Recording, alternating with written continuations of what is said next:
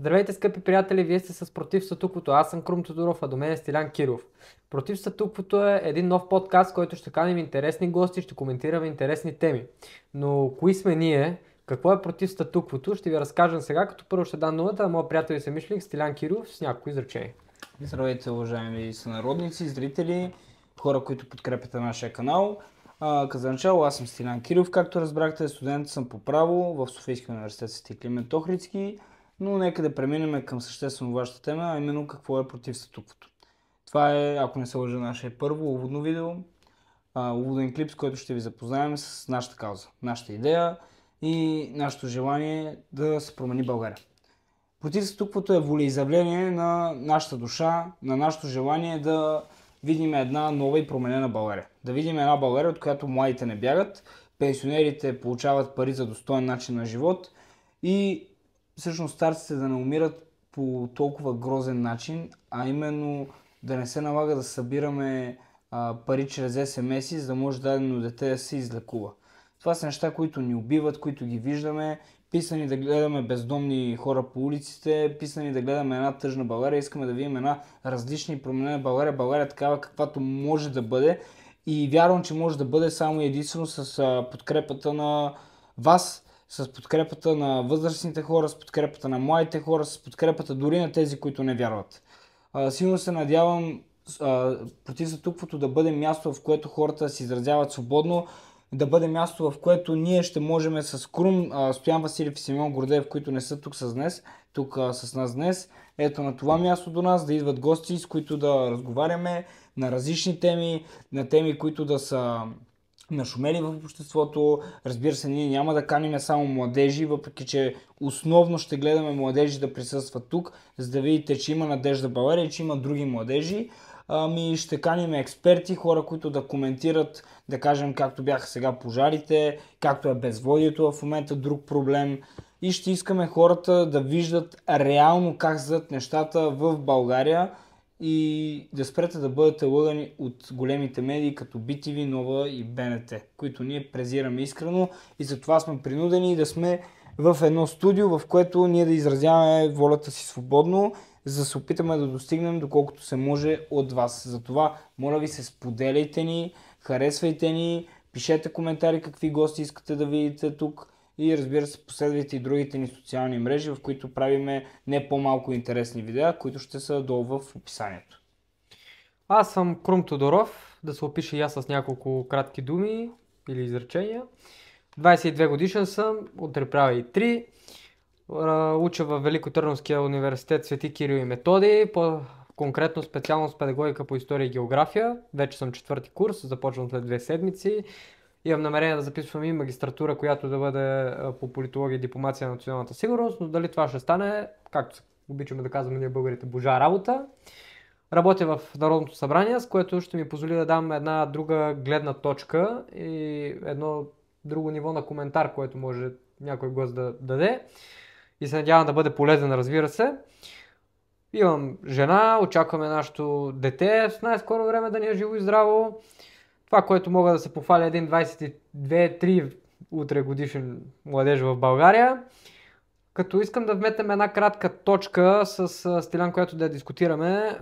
И това е, ние винаги ли сме били толкова будни колкото сме, но преди да преминем натам бих искал да вметна и моята гледна точка за какво е против статуквото. За мен против статуквото е един канал, подкаст, както искате така го наричайте, една беседа, в която ние ще говорим истината и само истината, защото пропагандата, която виждаме в други подкасти, в телевизиите и навсякъде, където броди в социалните мрежи, е толкова голяма, че вече няма другата гледна точка, която искам и аз да я чуя. Затова решихме да създадем против статуквото. Като против статуквото няма да е, така да го кажа, двигателя на една народна революция или на едно пробуждане, но ще е едно малко колело в машината, защото както знаем, всяка една машина има своите зъбни колела и без едно такова тя няма да работи. Затова смятам, че против статуквото има едно такова колело, което ще върши изключително доста полезна работа. За това вече България да премине в една друга насока с будни, млади и отговорни граждани. Като с няколко думи, ако може и Стилян да каже, ще кажа и аз. Дали винаги сме били толкова будни? Отговорът при мен е кратък. До някъде да, до някъде не. Ще обясня защо. Защото аз, когато навърших 18 години, на другия ден още започнах да се занимавам с политика. Поради политическата машина у нас, аз бързо се разочаровах и прекарах година, може би две, в дистанция от политическата сцена и живот, като си гледах образованието, както се казва, работата. Разбира се, с натрупване на ярост, така да го кажа, на един 3 март се събуди отново човека в мен, който каза, повече така не може. И отново аз се върнах в тези политически среди, в които реших, че няма да съм безучастен, няма да съм онзи човек с ръцете в джоба и няма да съм човек, който казва от мен нищо не зависи. Аз ще съм човекът, който ще убеждава този, който казва от мен нищо не зависи. И когато някой си помисли, че и виждайки родителите си, примерно, които са на дивана пред телевизора и казват, съсипаха я тая държава, аз не искам след 20 години да съм на място на същия този родител, на същия този диван и да изричам същите тези думи. Аз ще съм човека, който за 20 години от живота си ще вложи, ако трябва, за да обърне мача, както се казва, по-нашенски. И ти, ако можеш с няколко думи да обясниш. Аз ще го кажа по този начин. Винаги съм имал, ще гледам да не съм многословен, винаги съм имал високо чувство за справедливост в себе си. Това е причината и да уча право. Винаги съм мислил, че нещата в България трябва да се променят по една или друга форма.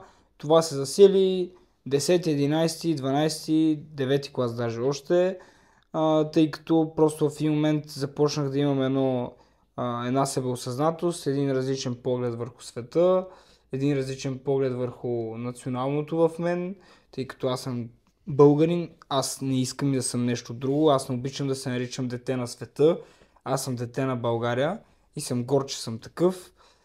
Започнах да виждам как глобализма убива националната държава, започнах да виждам как външни тенденции влияят на правилното мислене в наша държава, тъй като България малко или много е една запазна държава на здравия разум, колкото и абсурдно да звучи, но да, България може би е една от малкото страни вече останали в света, които имат население, което не възприема мъж с мъж да си ляга като много правилно. И не че имаме против това, но просто не искаме да бъде показвано масово и да тече една индоктринация сред младите. Отделно на това, когато започнах да се интересувам от политика, много бързо и лесно с анализи видях какво е положението какъв реално е политически елит в България. И положението в българската политика, освен че ме уча, тя може би повече ме ядоса и ме мотивира да работя, защото аз не смятам, че мога да живея спокойно с мисълта, че ме управлява тикфун и шиши, което е убийствено като мисъл. Ти ако се замислиш, нас целият ни съзнателен живот е минал под шапката и управата на тикфун. И вече половината на шиши. Това е убийствено и аз смятам, че като човек, който много критикува възрастните хора, че не са правили промените през 90-те. Си голям критик. Да, определено си голям критик. Те тогава си гледаха Келепира, тогава са си гледали, аз сега не съм присъствал от първо лице да кажа, но тогава възрастните хора или хората на нашите години включително са си гледали Келепира, гледали са схемата, гледали си измамата, но не са гледали как да си оправят държавата. Факт, имало е протести, но явно опозицията не е била достатъчно силна, за да доведе нещо ново, нали така?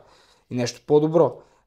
За да нямам това оправдание удобно, аз опитах, но не стана, съм решил да престъпя, както аз и моите съмишленици, сме решили да престъпим в момента, в който да вложим всичко с цената на нашата личност, тъй като когато се опитваш да занимаваш с обществена дейност, неимоверно ти си продаваш личността, което би било спънка в много други неща. Сега няма да ги изброяваме какви са те.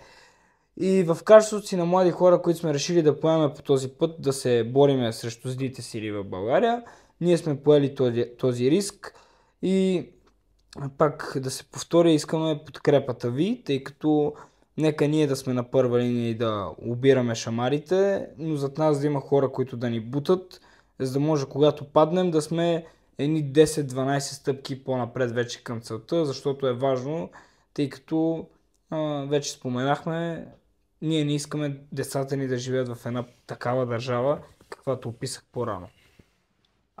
Защо според теб младите са апатични в наши дни? Моите са апатични поради 3 основни фактора, които ще разгледаме по-отделно. Разбира се, не обстойно, а кратко. Първото е семейството, второто е образователната система, третото е чисто политиката на държавата. Защо семейството? Защото, да кажем, ние сме от деца на по-старото поколение, най-де е по-старото поколение, което сме израснали с някакъв морал, някакви принципи, но да не забравяме, че голяма част от тези хора всъщност са били в кое? В Келепира от 90-те години. Ние виждаме не е случайно толкова много разводи, не е случайно виждаме толкова много хора, които всъщност не могат да си възпитават децата, не защото не искат, а защото не могат. Факт. Ние сме отгледали в една среда, в която родителите се налагат да работят на няколко места, да нямат пряк досег с децата си и това води до такива дефицити сред младите. И оттам много хубав преход правиме към образователната система, защото едно дете колко часа от деня си прекарва в училище? Да кажем едни 8 часа от деня, да, прекарва в училище. Сред съученици и сред учители. 4 до 6 часа прекара в училище. Айде остани го след часовете, примерно като останеш с приятели. Примерно. Да. И какво се случва? И това е от понеделник до петък. Нали? И какво се случва? Училището няма възпитателна функция. Има, както виждаме, бегло образователна функция, че предвид, че сме първите по функционална неграмотност в Европа. Възпитателната функция на училището липсва, т.е. няма модели, които да казват не е хубаво да се краде, не е хубаво да се гаменства, хубаво нещо е морала, хубаво нещо са принципите, хубаво нещо е приятелството, не е правилно да предаваш, не е правилно да лъжеш, не са правилни много работи, които уви не се казват, а пък родителите не сядат да четат морал и да учат под някаква такава форма децата си, което е голям проблем. И виждаме в обществото ни от една страна ни разглезени деца, от една страна ни невъзпитани деца. Лакоми ли са децата на 20? Освен, че са лакоми, те са лакоми от сега и средата, която няма как да не споменем. Да кажем, ти си момиче и виждаш поп-фолк певица Хикс, без да назовавам имена. И поп-фолк певица Илонка Хикс... се казва. Няма да назовавам имена, Илонка се казва. Да, Илонка. С едни и такива джуки, с едни и такива цици и... Кара скъпата си кола. Кара скъпата си кола, ходи полугола на участия. И това е един пример за подражание сред моите жени. Всички мъже искат тях, уж всички мъже, нали? Те си казват, леле, колко е хубаво това, сигурно живота им е уникален, те са звезди и всички ги желаят. Да ти кажа нещо, да ти вметна сега като за вкара тая тема. Примерно в моето село преди няколко дни имаше събор, който е среща на 3 поколения. Там бяха поканени от кметството звезди, ако мога да ги нарека такива, които участваха в Big Brother, звезди, които са от поп-фолка. Тези хора не отбелязаха, че са отишли в това конкретно село там. Ми казаха хора, които аз не успях да присъствам на събора, поради това, че няма как с бременна жена пътувам толкова километри се приберат до село. Ми казаха, че са отишли с токчета, то там е калдераме на уличка, било смях, разбираш. Но тези хора не са показали, че са присъствали на това събитие точно там. Тоест те показват само едната гледна точка. Те показват местата, които са луксозни, местата, които привличат окото, така да го кажа. Социалните мрежи просто промиват мозъка на младите. Примерно да кажем, един културист или един човек, който е треньор и приема химия и излезне. И да кажем, имаш 10 момчета и 10 момичета. Физиката му е феноменална, примерно. Ти тренираш, блъскаш, ходиш на няколко вида спорт. Развиваш се, обаче не можеш да достигнеш тази физика, колкото и да искаш. Ти просто не можеш, тъй като това вече е извън природен фактор и ти като си на TRT, как ще стане този номер? В смисъл, няма как. Той има рамо колкото бейсболна топка, да не говорим, нали, гинекомастията, акнето и така нататък, страничните ефекти няма да коментираме, но 10 жени, поне 8 ще кажат, че той има по-хубава физика от един натурално трениращ. И това е така. И в един момент мъжете какво правят? Комплексират се от това нещо, започват и те да се блъскат с химия, стават импотентни, допълнителни проблеми. Разбира се, сега за фитнес джиите, които ще кажат, да, ако не си направиш правилно предцикълния и следцикълния Така, период. аз съм употребявал стероиди, мога да го потвърдя. Да, ако не си така е. направиш предцикълния и следцикълния период, е нормално да станат такива неща. Не липсват изключения, но е като дрогата. В смисъл ти като си на тестостерон и след това като спреш тестостерона, си Аз мога да два го пъти потвърдя по-малко от човек. първо лице, защото в моето минало съм употребявал стероиди поради тази причина да съм здрав, да изглеждам добре, да изглеждам невероятно, ако искаш така го разбира. И както казваш ти, като другата, наистина стероидите много пристрастяват.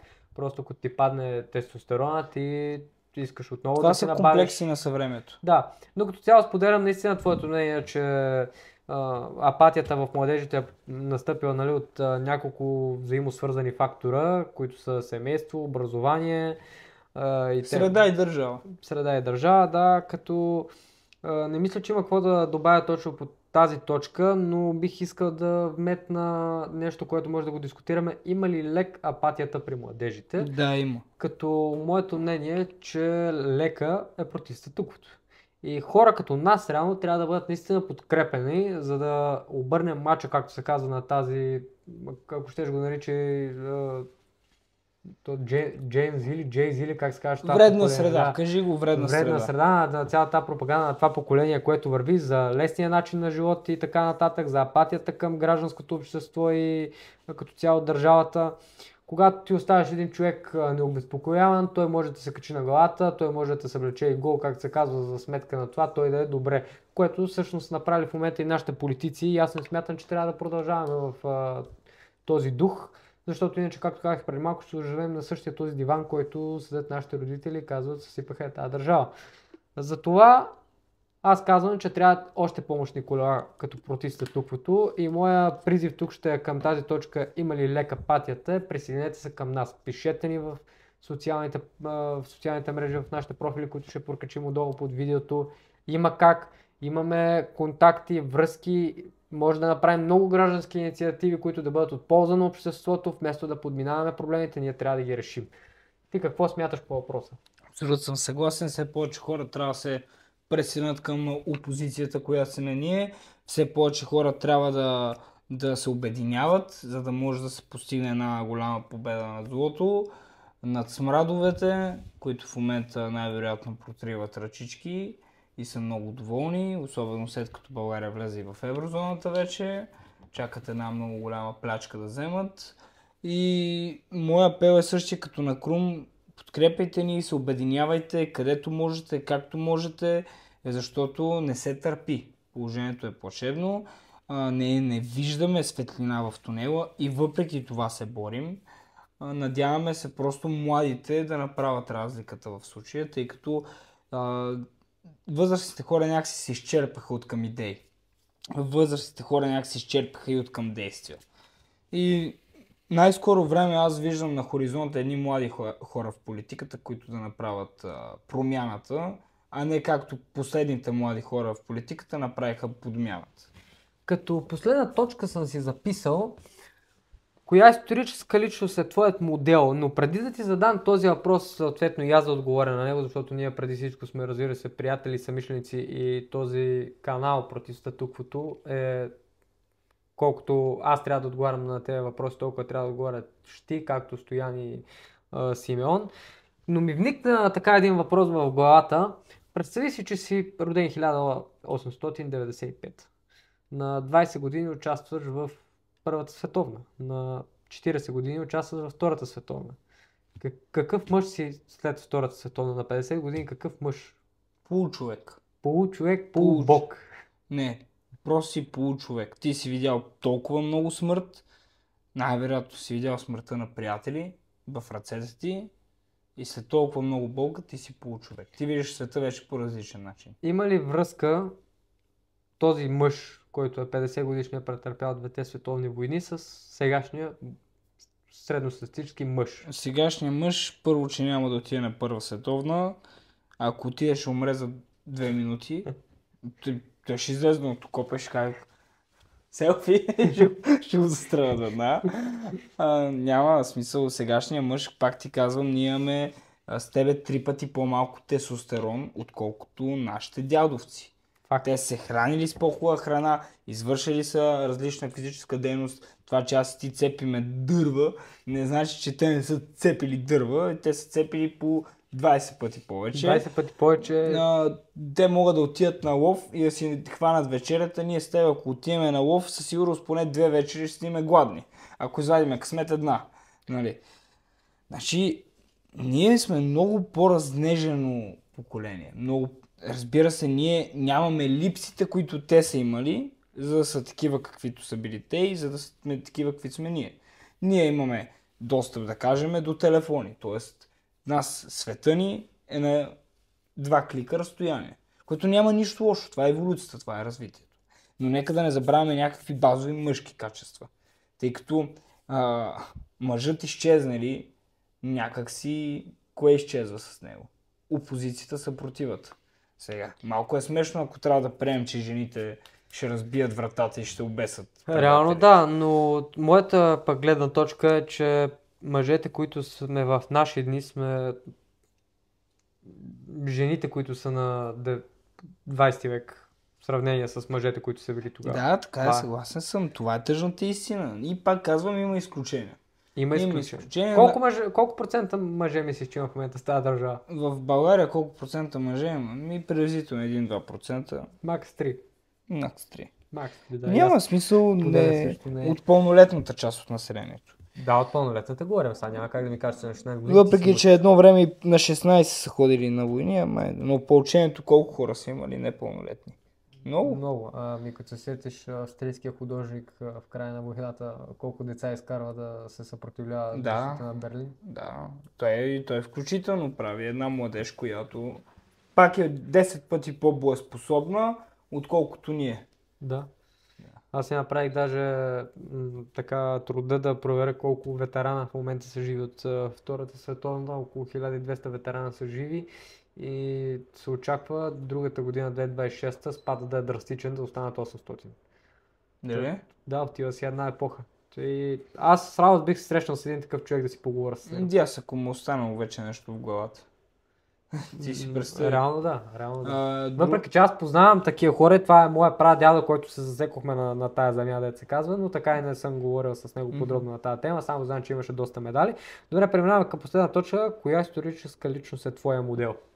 Сега, аз лично като човек, който е любител историк и като човек, който смятам, че имам по-мащабен възглед върху света, нямам любима историческа личност. Аз искам да имам част от мен от Александър Велики, искам част от мен да бъде като на Спартак, искам част от мен да бъде като Наполеон, искам част от мен да бъде дори като на Рузвелт, искам част от мен да бъде като... Австрийски художник, искаш ли? Не, без австрийски художник, сега няма да ги вкарам.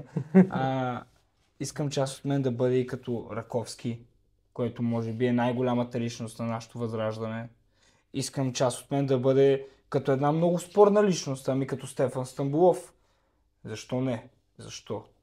Искам в себе си да съдържам, това е идеята на развитието и че ние сме едно младо поколение, ние трябва да се научиме и да вземем най-доброто от всички тези исторически личности. Като каза Стефан Стамболов, това го беше казал и Асен Василев, че неговата любима историческа личност е Стефан Стамболов. Той е идиот Асен Василев. Добре, няма значение какъвто е такъв да е, но какво имам предвид. Аз тогава написах един пост в социалните мрежи. Готов ли Асен Василев в името на България да сподели съдбата на Стефан Стамболов?